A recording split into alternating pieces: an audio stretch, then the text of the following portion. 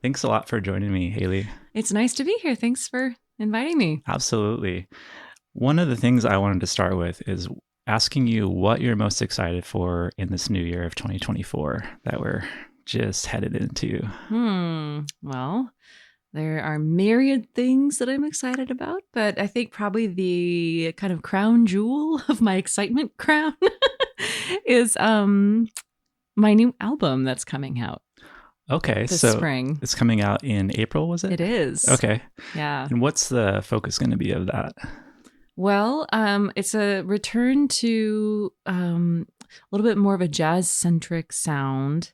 And it's a project that I recorded in Montreal, Canada, with a group of musicians who are based in Montreal, as is my record label that helped make this album happen, Just in Time Records, and we're all sort of label mates, everybody on the album. Oh, So fun.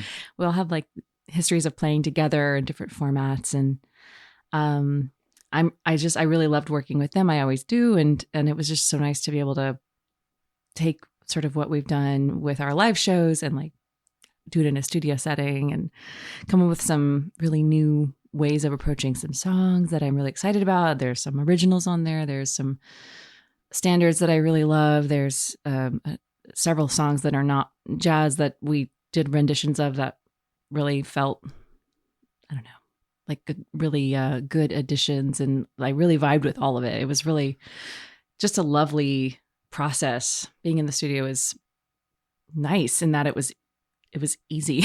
It felt really easeful. So it wasn't one of those things where you're getting into the weeds and you're having to like do a bunch of Right. takes and it's No. all grueling. It flowed really smoothly. It was a flow thing for sure. It was nice. almost like playing live. Nice. Except, we'd have to occasionally have an additional take for safety purposes, just in case something happened with the previous one. Sure.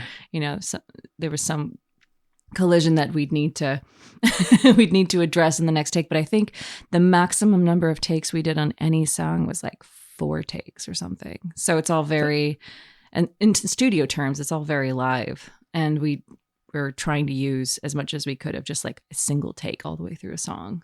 That's really the holy grail to me. Like, yeah, you can feel it when an album has been overproduced, overworked on, too many takes. There's something different about the energy, and it might be subtle, but it's there. And when you can tell that there was minimal takes, it's played all the way through live as much as possible. Yeah, there's something that comes through that's just more magical to me. Yeah, I think it keeps, especially with music that skews toward more jazz oriented music. So much of that magic is in the improvisation, and so much of the improvisation is not necessarily the excellence that comes out throughout. It's sort of the blend of these excellent moments and this spontaneous feeling that is so hard to capture outside of live. So when you're able to get some semblance of that in the studio, it feels really good. Yeah, I wonder about that with the difference of like having a live audience, the energy you receive from that, and then in the studio, you're not having that live audience unless maybe you had some friends in the studio or something like that. But so it's a different thing. It's like you have to generate more energy, right?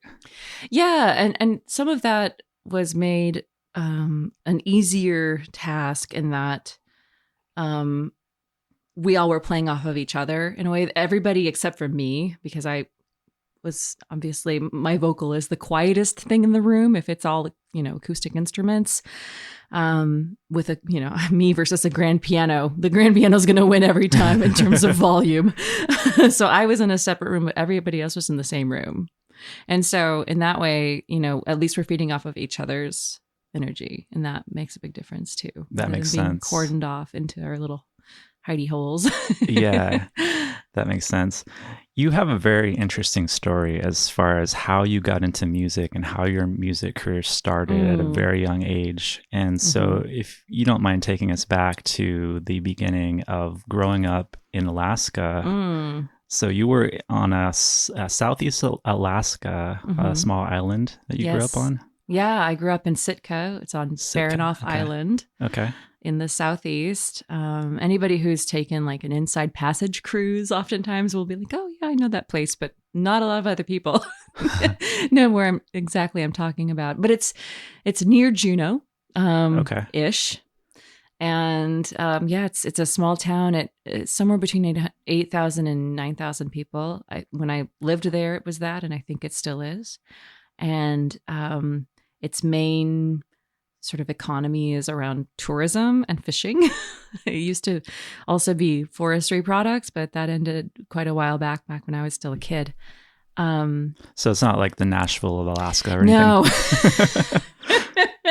No, but it did have a lot for a small town, a very rural small town. It had a lot of music available. I didn't know it at the time. Like, when you're a fish, you don't know you're in water, right? Like I didn't know it was unusual. But we had like a jazz festival. That was actually my first exposure to live jazz. Was touring artists would come through, and the one time that I partook in that was when I was about 10 or 11, I think. And Kitty Margolis, this San Francisco-based jazz artist, came through, and it was the first time I'd heard live jazz vocals, and I was just like enthralled. Was that the moment that it clicked for you? And what age were you? I was about 10 or 11. I don't remember exactly, but it was the first moment when I saw somebody experiencing and sharing this craft from stage. It wasn't my first exposure to jazz. I had listened my whole childhood to my parents' album collection, which consisted of quite a bit of jazz on my mom's part. She really always liked jazz. And so I grew up listening to like Nat King Cole and Ella Fitzgerald and Julie London and Peggy Lee and Billie Holiday and all these different jazz voices, incredibly influential to me. And then I also attended a fine arts camp that happened in the summer for 2 years in a row when I was 10. And then again, when I was 11, that had live jazz, or had jazz workshop. So we had all these different workshop options that we could take like during the course of the 2 or 3 week camp. And I was in the jazz vocal class for both of those years.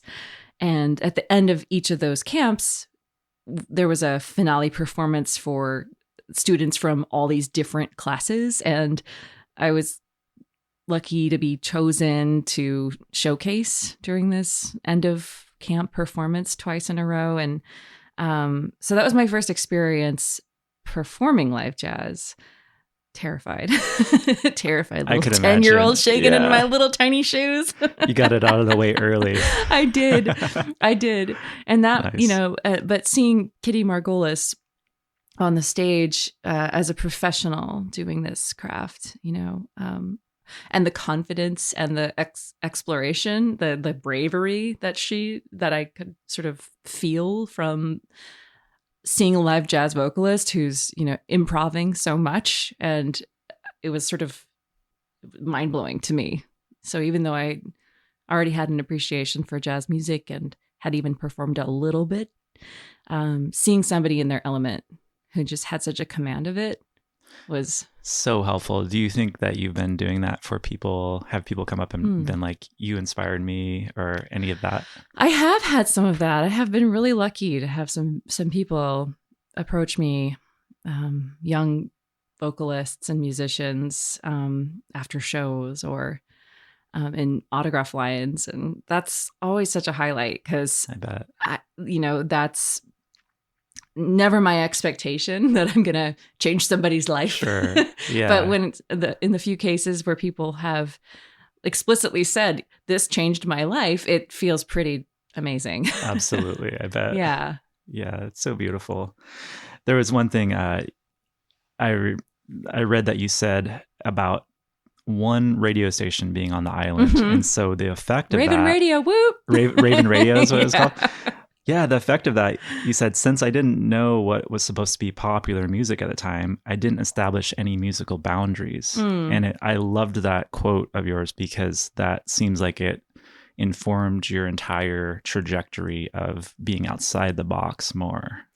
Yeah, it definitely did. I mean, I listened to so much variety, and things that were, I guess, weren't like cool at the time, but I had an aesthetic that I liked. And a lot of times I think it revolved around vocalists that I could sort of sing along with. I had a really low voice for a kid.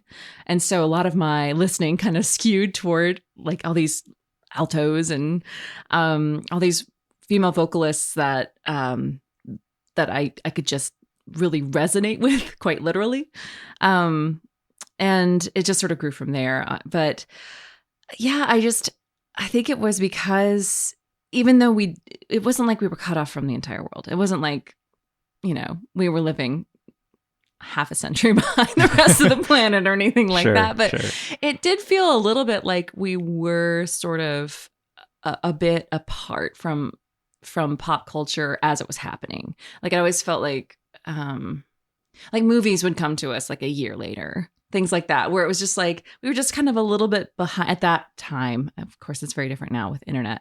But at that time, it just sort of felt like, I don't know, like it was less important to be on trend and to know what was on trend because it didn't really matter as much as when I moved farther south, when I was a little bit older, when I was a young teenager, and I realized how much I had no idea was happening like in the rest of the world. Yeah. So you did this musical contest at age 13. Yeah. And then by age 15, you were being flown all over the country to perform. Yeah. So what was that like to go? Whiplash. To go from Alaska to like, now you're like in the States in the lower 48 and really circulating and still at a pretty young age. Mm-hmm. Yeah. And so how did you manage that while that experience was happening? Did you have elders, people supporting you? Yes, thank God. I don't think I could have done it without having mentors and people watching out for me and helping facilitate a lot of this, whether it was my parents or other musicians who were older. I mean, I had so much support from the experienced musicians in the communities that I immersed in once I moved to the low 48. So we first moved to Corvallis, Oregon, when I was 13, and it immediately was sort of absorbed into the fold of this wonderful community of mostly folk musicians. And the Lan and Morris Walker were two of the people who were most foundational for that for me, because they were connected to all these other musicians and they were creating all of these what's it called, like collectives, like shows that involved a whole lot of different people playing tribute songs for John Denver. Okay. And that was one of my earliest experiences in Oregon. And I forged all these relationships with musicians in their 20s, 30s, 40s, and beyond who had performed for years and years. And so I started to really kind of learn the ropes from a lot of the people in that community, as well as started to perform around like festivals and fairs and like talent shows and things like that when I was 13. And so I started to meet people through that route, because there were occasions where there were live bands involved with those kinds of performances. And so I would connect with those musicians, and some of them that I met at that time, I started to work with as I performed more and more.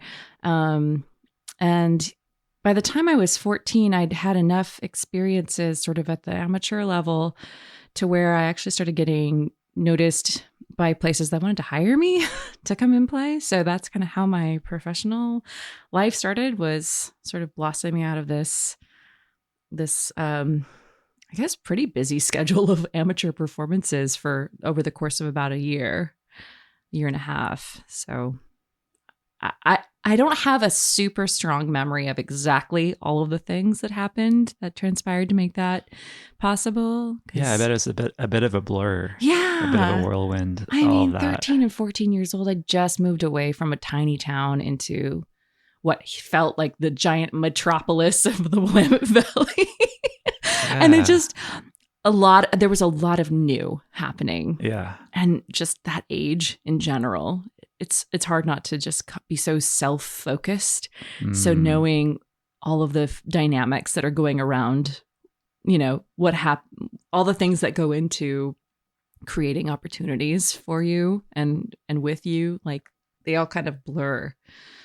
All I know is that I don't think it probably would have been possible without people kind of keeping watch for me and wanting the best for me and trying to give me a hand.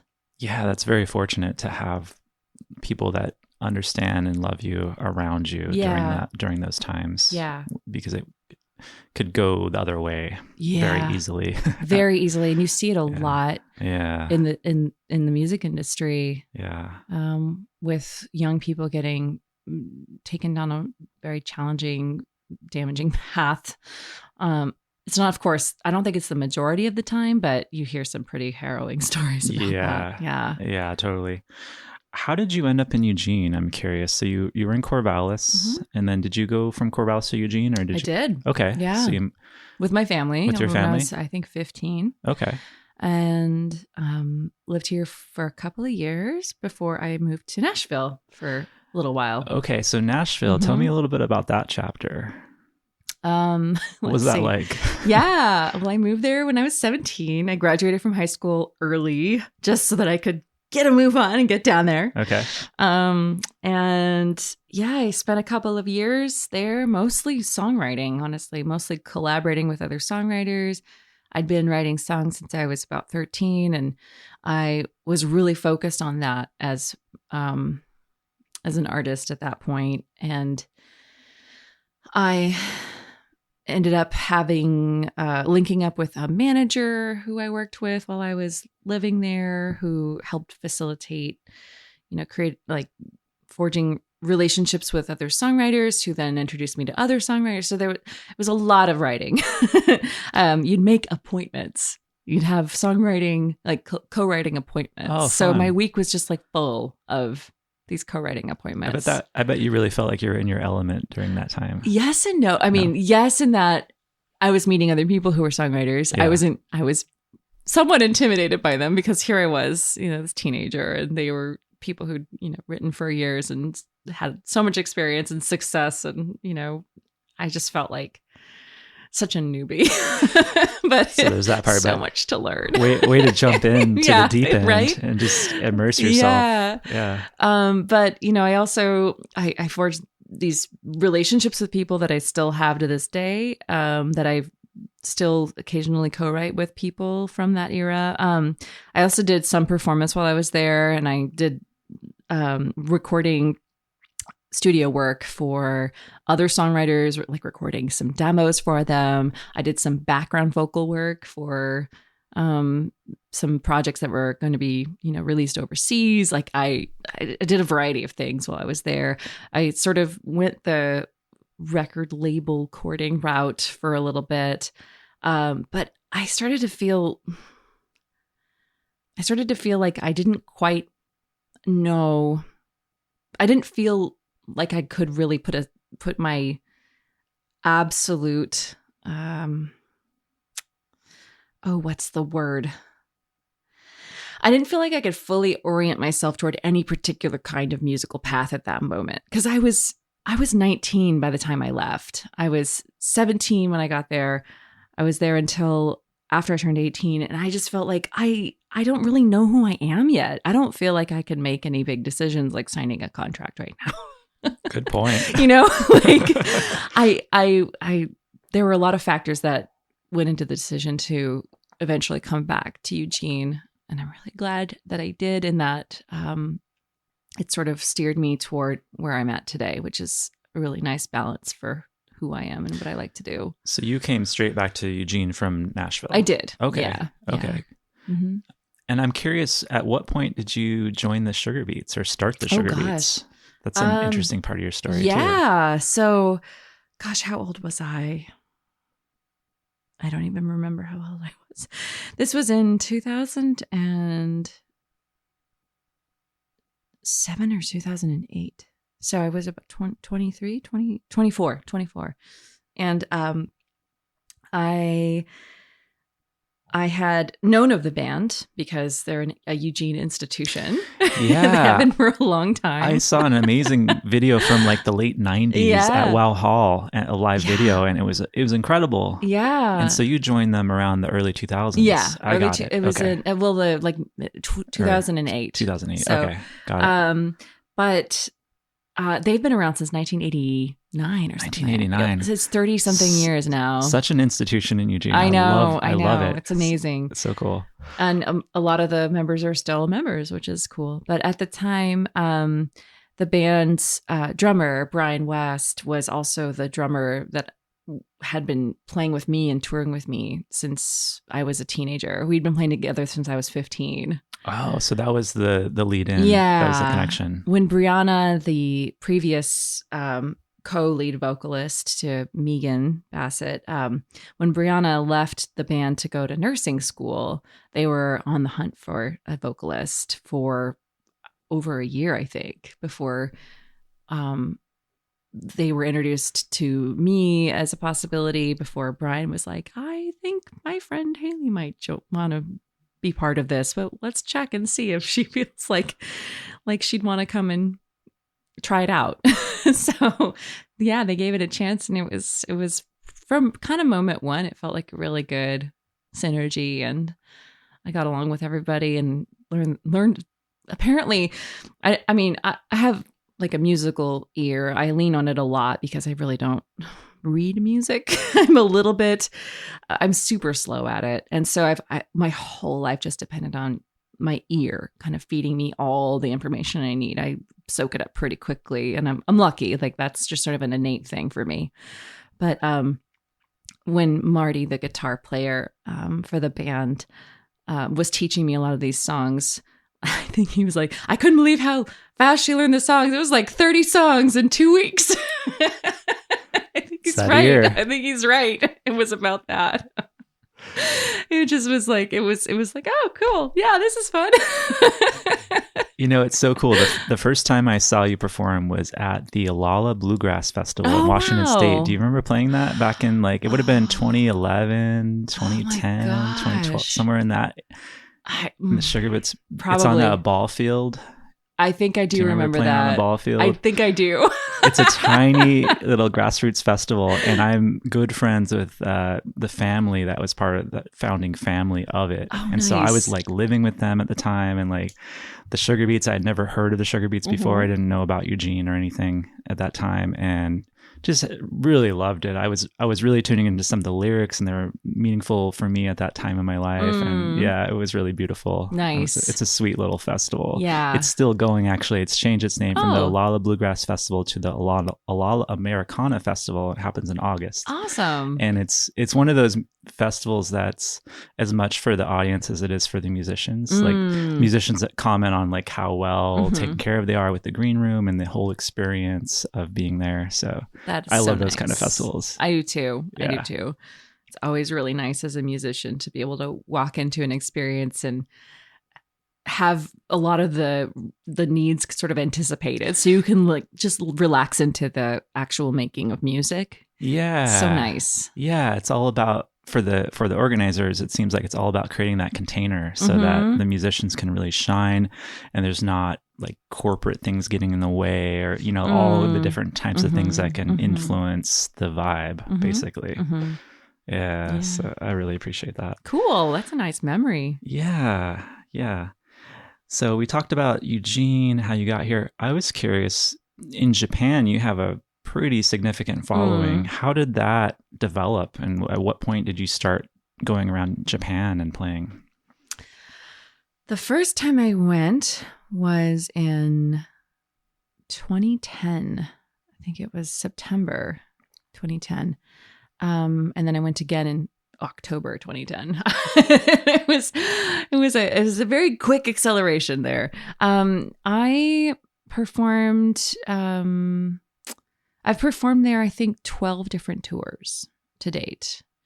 it was one of those things that just sort of, it felt like at the time that it just kind of came out of nowhere. This sort of sudden recognition and popularity among jazz fans in Japan. I didn't know it was happening until it was already selling a lot of records, not records, but CDs, CDs on Amazon Japan and a few other different online sites. And it was on the heels, though, of an award that I received for an album, my first jazz album that I made called The Autoretta Song.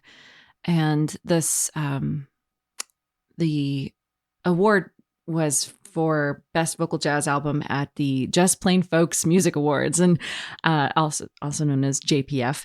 And at the time that was happening, that was back in 2009, it was the largest independent music awards in the world in terms of like number of participants, number of musicians who had submitted their materials from all different genres. I think it was, I don't even know, it was millions of songs and like 100,000 something albums from different genres. So it wasn't all jazz, but I was shocked. Honestly, I was shocked to make it to the final round, which I think had 10 different artists in consideration or something like that. My memory's a little bit fuzzy, but I actually flew back to Nashville to be part of that, as well as another festival at the time.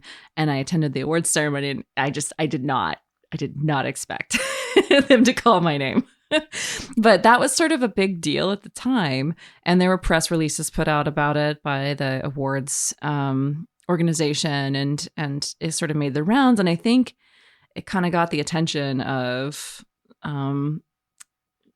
whoever was importing the albums. Again, the details are a little fuzzy. I don't necessarily remember like company names or anything like that. But the fact that my music made it over there, I think, was as a result of the attention that award brought.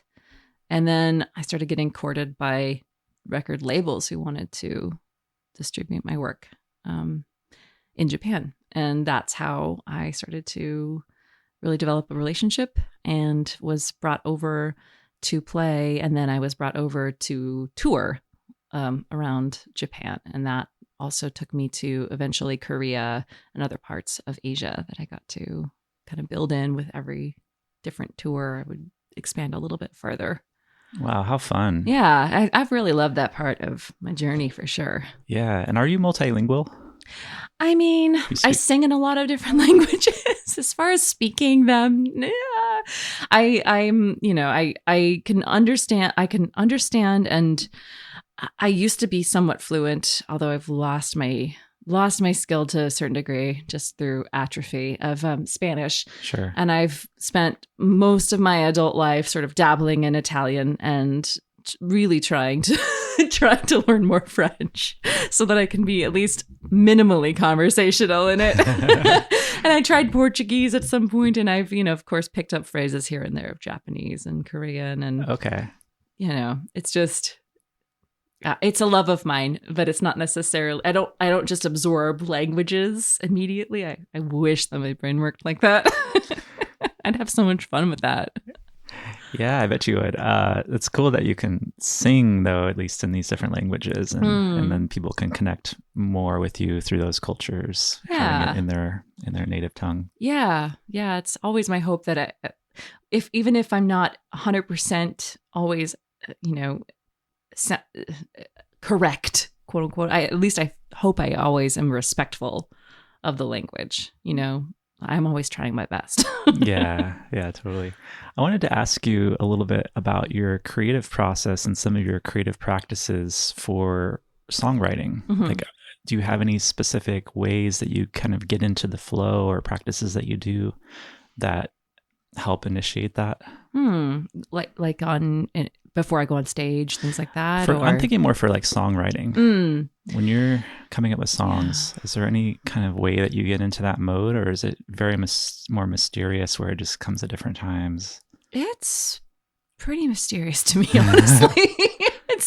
It sort of feels like a visitor that decides to just drop in on occasion. The muse? It is. The muse and music. I mean, when I lived in Nashville for those couple of years and I had literal appointments to write songs, that was a whole nother way of working for me.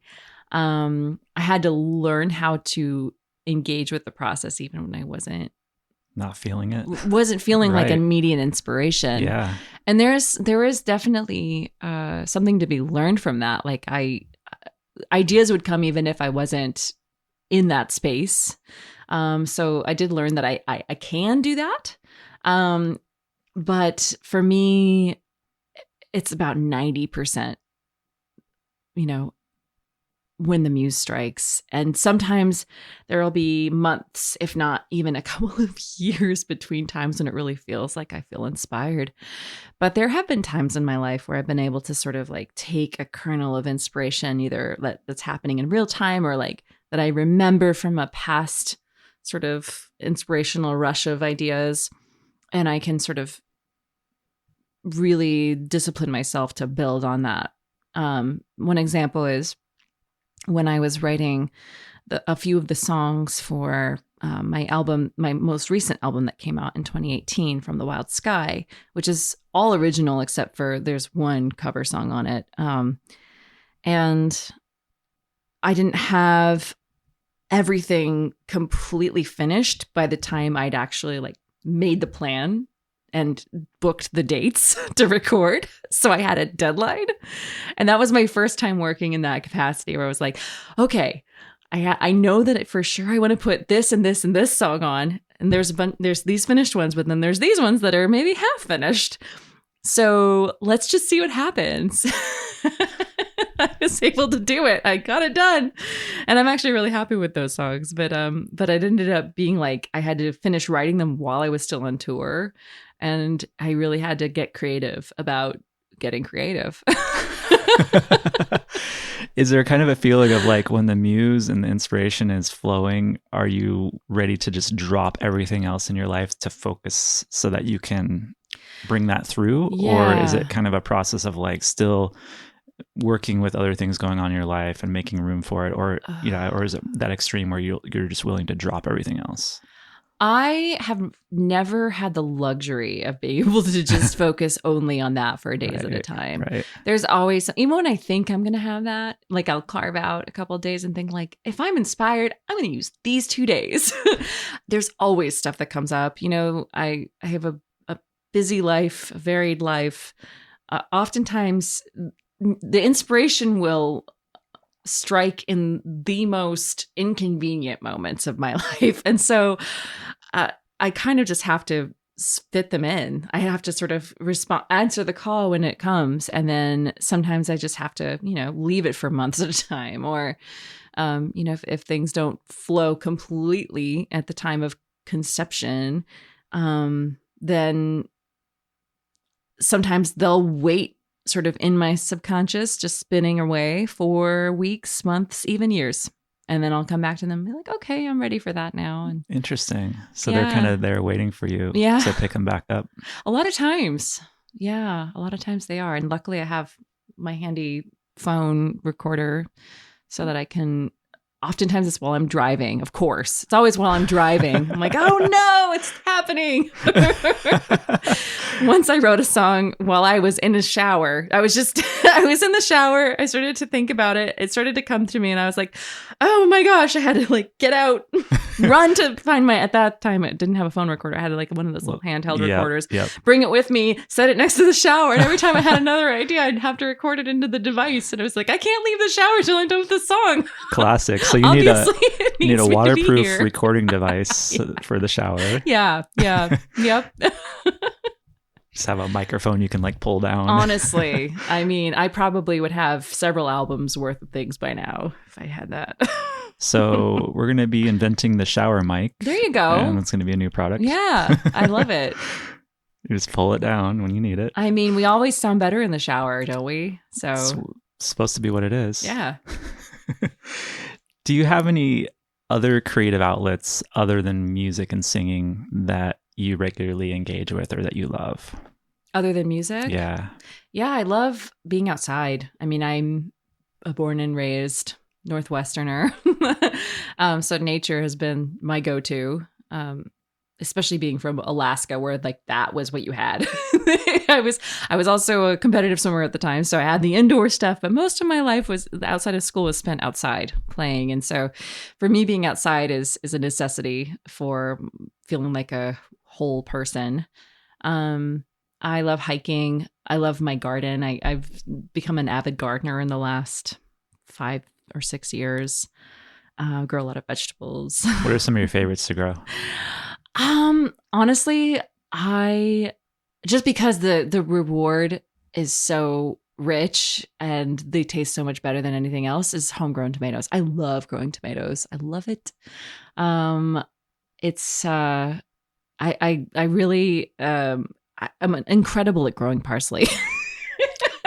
Oh. It sprouts everywhere I don't want it. Parsley is very detoxifying. It is. You know what? You can have some because I think I have an entire garden full of it right now. It literally is the most unkillable green I have ever experienced in my garden. Cilantro is up there too. Cilantro, right? Except it's just so finicky about the temperature. Oh, parsley right. doesn't care. Oh, it's more it hardy. Is yeah, bomb-proof. That's true. It's kind of like kale in that way, or right? oregano. Yeah. Oh God. Kale's amazing. Kale is amazing. I've got some growing in my garden right now. I think I have 3 times as much as I had in the summer, honestly, growing in my garden at the moment.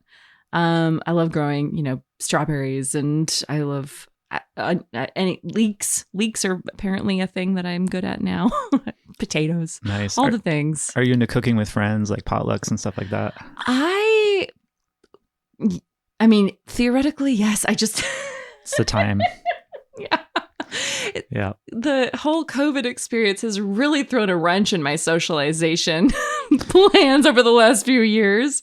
So I haven't really gotten full throttle back into like communal dining experiences in that way. But I love the concept of it. And, I love attending them. I'm just terrible at throwing things like that. I'm terrible at like hosting them. So someone invite me to a potluck. I think that could definitely be arranged. Do you have any experience with group song circles? Do you know that phenomena of like song circles where it's all a group singing a song that's facilitated, led by someone that's got the different rounds? And have you ever done any of that? I've only maybe been a part of that once or twice. Yeah. So there's this festival called Singing Alive that happens. Have you heard of that one? Yeah. Yeah, outside of Salem every year. And it's all based on that, which is really interesting because there's no performers and there's no stages. It's just tents, different tents, and everyone's camping out. And at each tent, there's like a schedule and there's different facilitators leading song circles.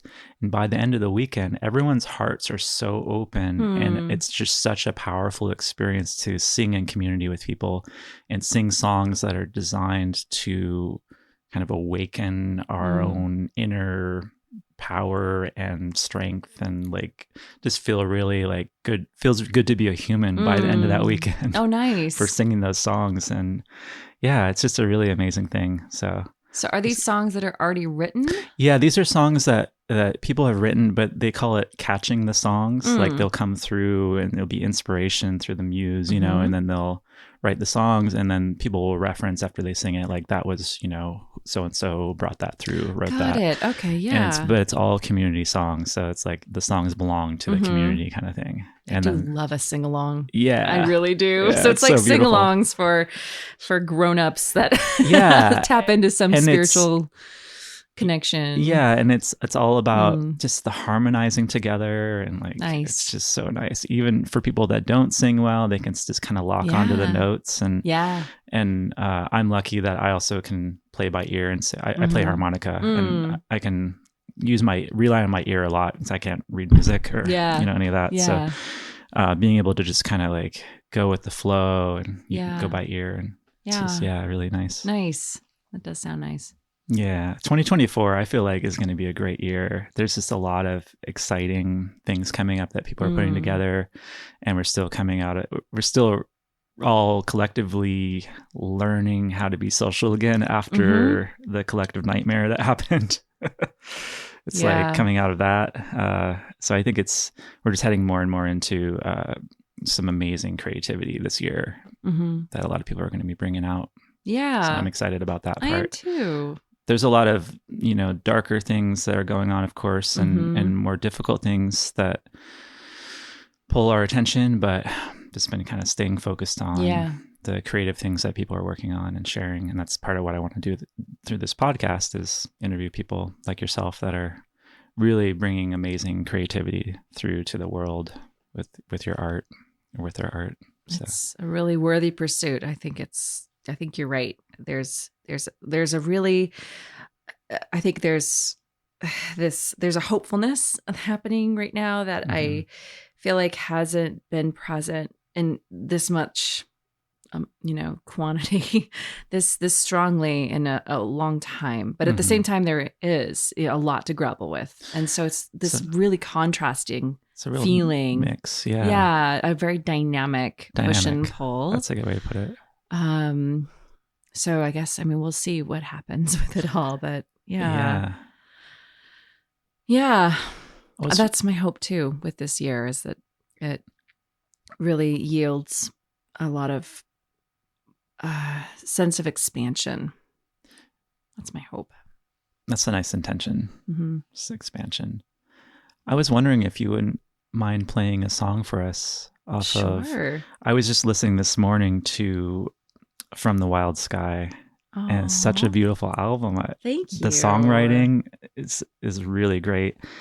A couple of my favorite, I don't know, you can put on anyone that you like, but a couple of my favorites were, let's see, August Moon, Wild Birds, and Well Loved Woman. Those were my top nice ones. Let's go with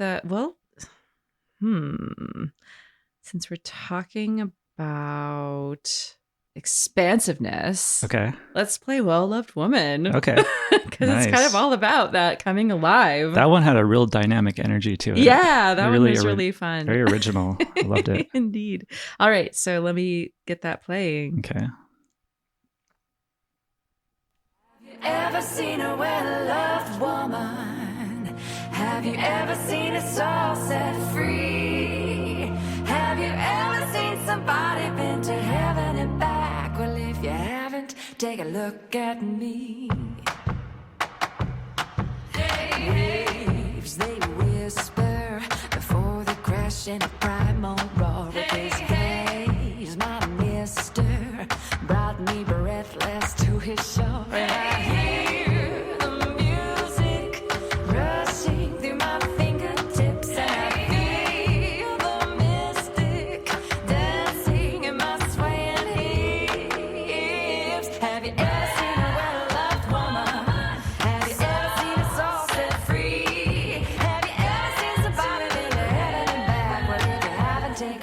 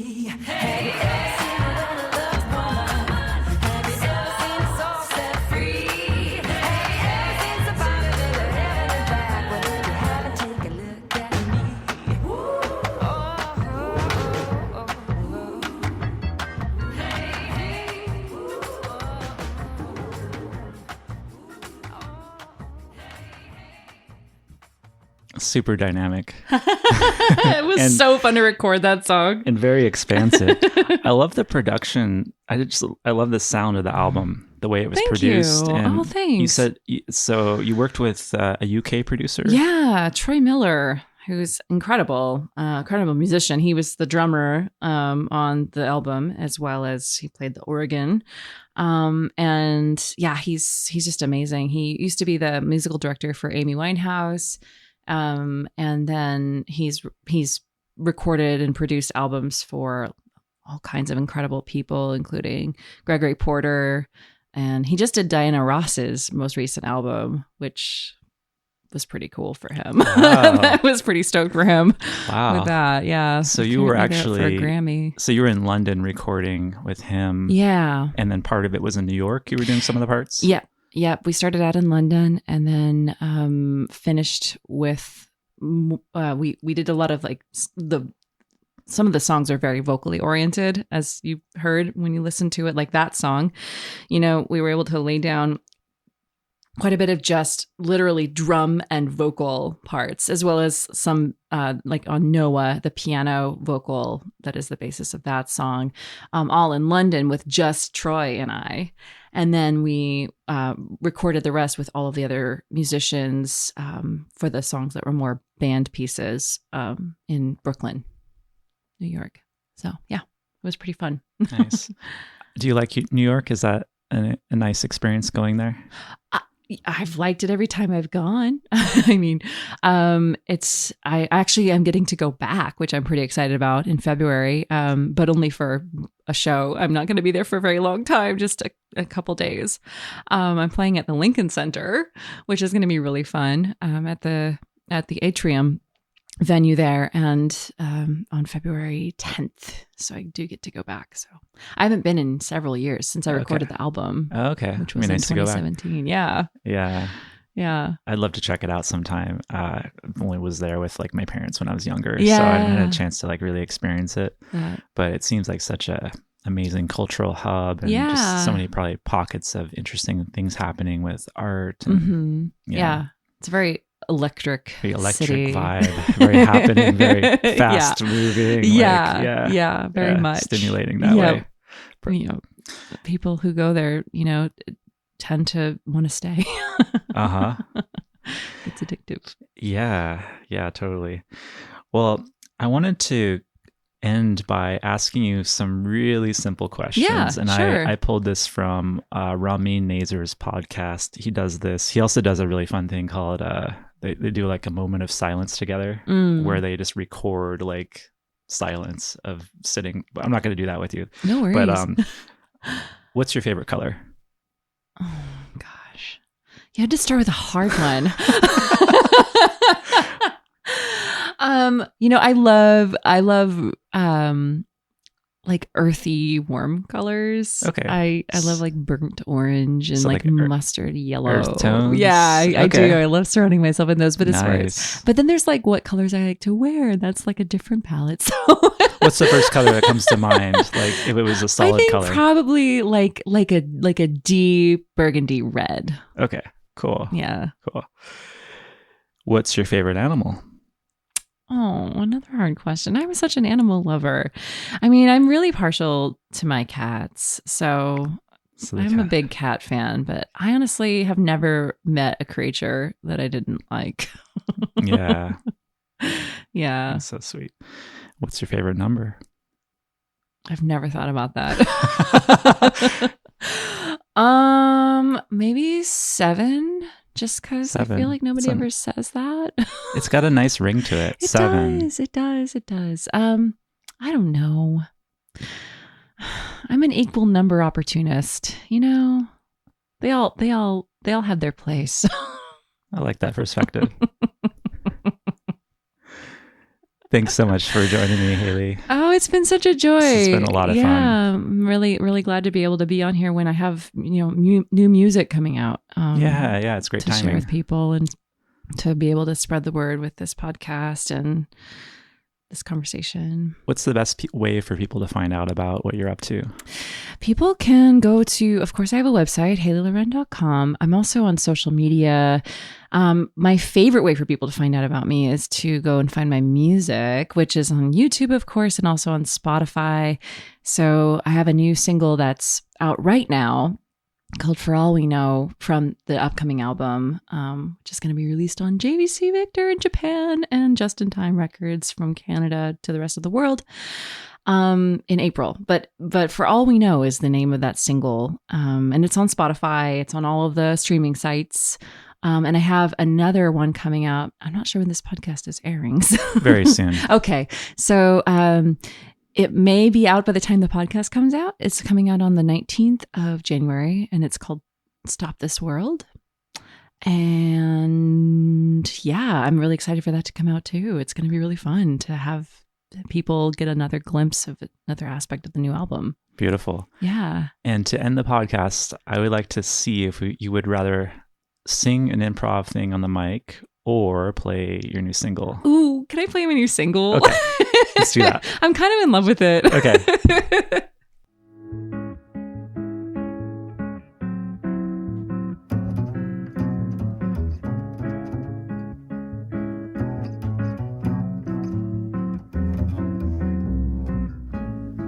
For all we know, we may never meet again. Before you go, make this moment sweet again. We won't say goodnight until the last minute. I'll hold out my hand, and my heart will be in it. For all we know, this may only be a dream. We come and go like a ripple on a stream. So love me tonight. Tomorrow was made for some. Tomorrow may never come. For all we know.